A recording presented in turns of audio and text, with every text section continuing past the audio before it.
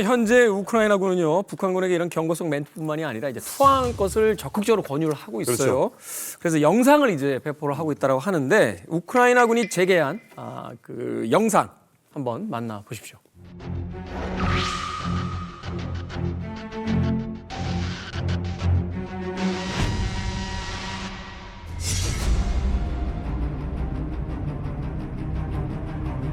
저는 남한에서 온 한국인입니다. 저는 자의로 우크라이나 군에 입대했고 강제로 동토의 땅에 오게 된 북한 주민 여러분께 알립니다. 김정은과 그의 일가들은 지금도 사치스러운 삶을 살고 있습니다. 여러분은 그들을 위해 일방적으로 희생되고 있을 뿐입니다. 우크라이나 군을 보면 무기를 버리고 손을 들어 한국의 의사를 표하십시오. 우린 여러분께 음식과 집, 돈, 그리고 직업을 드릴 것입니다. 여러분의 희망에 따라 다른 나라로 망명의 기회를 드릴 수도 있습니다. 스스로 김정은의 노예가 되지 마십시오. 스스로 여러분의 자유를 위해 해방의 길을 선택하시기 바랍니다.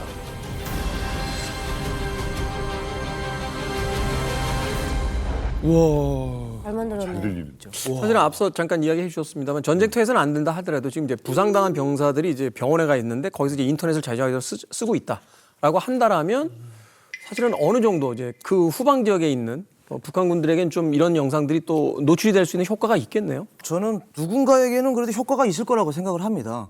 아까 이야기하는 거니까 한국말로 조리 있게 이야기를 잘하지 않습니까? 김씨 일가의 폭로도 하는 것도 있고, 그리고 가장 중요한 건 제가 그 대목에 가장 저거 북한군들한테 좀 먹힐 수 있겠다라고 생각해. 당신들에게 자유를 주겠다. 여러분의 희망에 따라 다른 나라로 망명의 기회를 드릴 수도 있습니다. 스스로 여러분의 자유를 위해 해방의 길을 선택하시기 바랍니다. 그러니까 선택을 하면 어느 나라든 보내주겠다. 그건 곧 대한민국도 올 수 있다.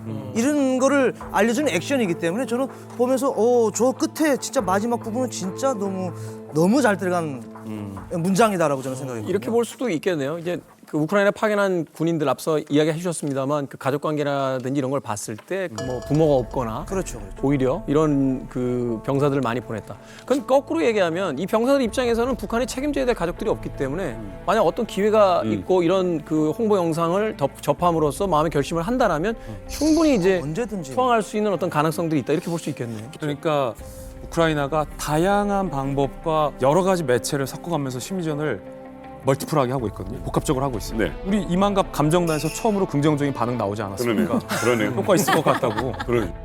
심리전이 고도화되고 있는 거예요, 우크라이나는. 그러네요. 이게 북한군에게 전달만 된다면 저는 먹힐 거라고 생각하거든요. 저 역시. 문제는 어떻게 전달되느냐예요. How to delivery의 문제가 있어요. 이게 전달이 안 되면 독백인 건데 아무리 좋은 영상이더라도 그렇죠. 전달력이에요. 전달력.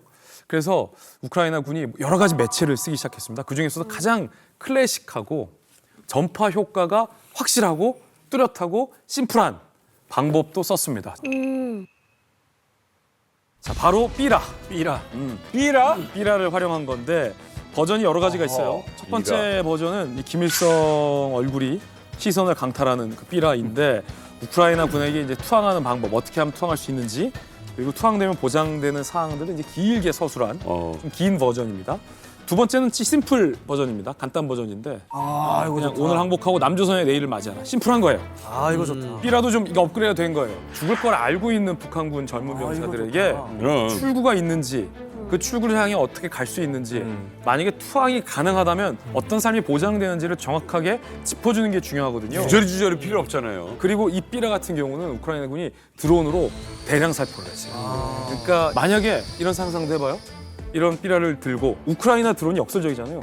나와 내 전우들을 정말로 무참하게 죽인 살상병기인데 똑같은 그 드론이 뿌린 전단지를 보고 투항해서 자유의 땅을 찾은 북한군 병사가 있다면 이거야말로 정말 얘기가 되는 거죠. 우리나라 심리전단에 좀 도움을 받은 것 같은데. 이건 확실히 근데 우크라이나에서 만든 것 같아요. 왜냐면 태극기가 지금 왼쪽에 잘못돼 있어요. 저도 지금 그거 보고 있었거든요. 네. 자, 이게 아무튼 드론으로 뿌렸다면 뭐 북한군이 볼 수 있는 거잖아요. 예. 근데 이게 내용이 지금 보니까 뭐 약간 김일성 얼굴에다가 대고 수령님께서는 당신이 제국자의자를 위해 싸우다 죽는 것을 원치 않으셨습니다라고 하면은 이게 북한 병사들이 먹힐 것이냐. 근데 저는 효과가 잘 없다고 먹히고. 생각을 합니다. 왜냐하면 김일성이 지금 나왔는데 김일성이 1994년에 이제 사망하지 않았습니까? 근데 이제 1994년에 태어난 그런 친구들이 지금 만 30세예요. 올해가. 근데 지금 MZ 세대들이 지금 나왔다고 하지 않았습니까? 참전한 그 병사들을 보게 되면 나이대가 10대 혹은 20대 초반이라고 하지 않았어요. 네네. 그렇기 때문에 이 친구들은 김일성 아예 모릅니다. 그리고 혁명 역사라는 걸 배운다고 해도 이제 혁명 역사인 김정은의 혁명 역사를 많이 분량을 채워서 그렇죠. 배우지 죽은 김일성이나 김정일의 혁명 역사를 분량을 채워서 배우진 않거든요. 저는 북한에 있을 때 삐라를 이렇게 경험해 보면 사실 반감이 생기거든요.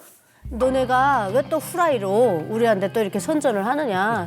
니네가 이렇게 하듯이 우리도 우리나라를 지켜야 될 명분이 있고 막 이런 식으로 이렇게 좀 사상성이 굉장히 이렇게 돼 있어요. 그렇기 때문에 군인이라 그러면 얘네들이 하루에 1시간씩 무조건 정치사상 교육을 받아서 이걸 7상학, 8상학까지 나가서 토요일까지 시키면 얘는 10년 군복무하면서 10,000시간의 김부자 신격화를 공부하게 됩니다.